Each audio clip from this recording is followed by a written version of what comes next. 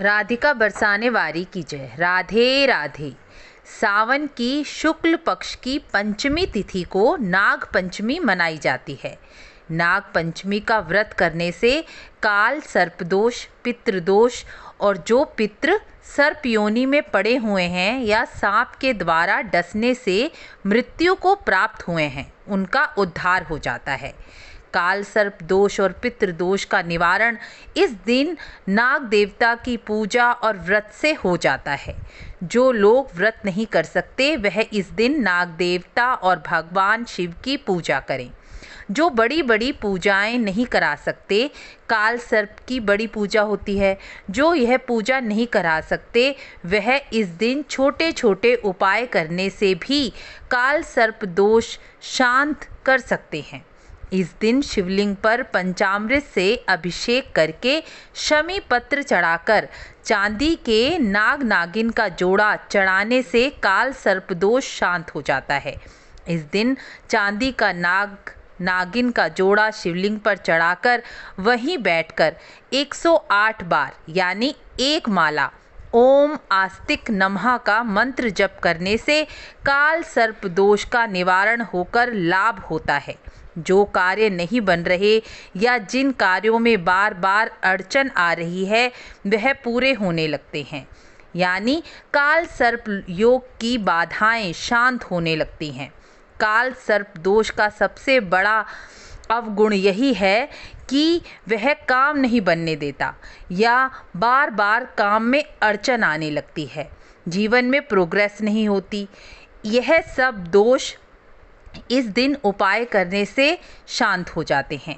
नाग पंचमी का व्रत का विधान स्कंद पुराण के अंतर्गत भगवान शिव ने सनत कुमारों को बताया था, वही विधि मैं आपको बता रही हूँ। भगवान शिव कहते हैं नाग पंचमी के दिन से पहले यानी चतुर्थी के दिन में एक बार भोजन करना चाहिए। नाग पंचमी वाले दिन नक्त व्रत करें। नक्त व्रत यानी संध्या के बाद एक बार अन्न का भोजन कर लेने को नक्त व्रत कहते हैं।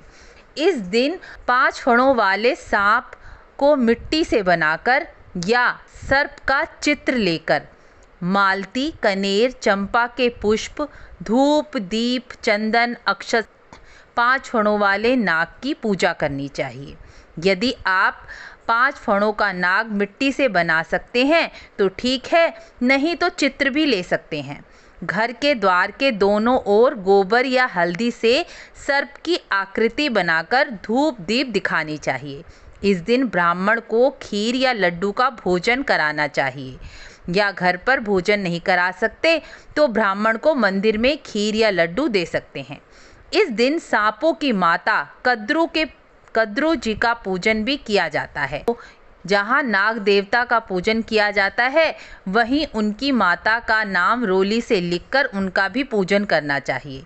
इस दिन सांप को दूध में शक्कर या घी मिलाकर दूध पिलाना चाहिए, या इस दिन सपेरे को नागों के लिए दूध, भुने हुए चने, जौ या धान की लपसी भोजन में देनी चाहिए।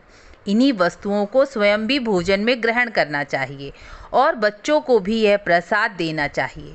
इस दिन यह वस्तुएं प्रसाद रूप में खाने से दांत मजबूत होते हैं। सांप के काटने से मनुष्य निम्न गति को प्राप्त होता है या सर्प की योनि में जाता है, उसकी गति नहीं होती। यह व्रत इस योनि से मनुष्य का उद्धार करने वाला है। पूजा करने के बाद संध्या के बाद एक समय अन्न का भोजन करना चाहिए।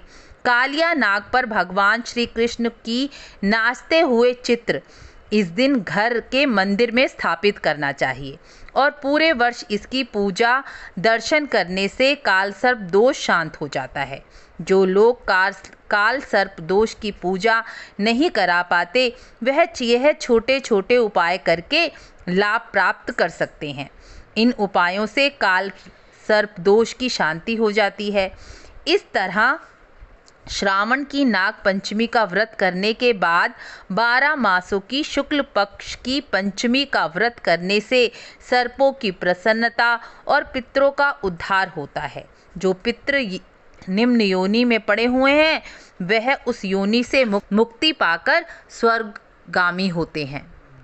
जिन लोगों को पितृदोष की समस्या है वह नाग पंचमी का व्रत पूजा करने के बाद हाथ में सफ़ेद चंदन चावल मिलाकर जल लेकर कहें, हे गोविंद, मेरे कुल में जो मनुष्य सर्प के काटने से या निम्न गति को प्राप्त हुए हैं, अतृप्त हैं, वह मेरे इस व्रत और दान से मुक्ति को प्राप्त हों। इस प्रकार भगवान विष्णु के सामने जल छोड़ देना चाहिए। इस प्रकार करने से पितृ स्वर्गगामी होकर आशीर्वाद देते हुए जाते हैं।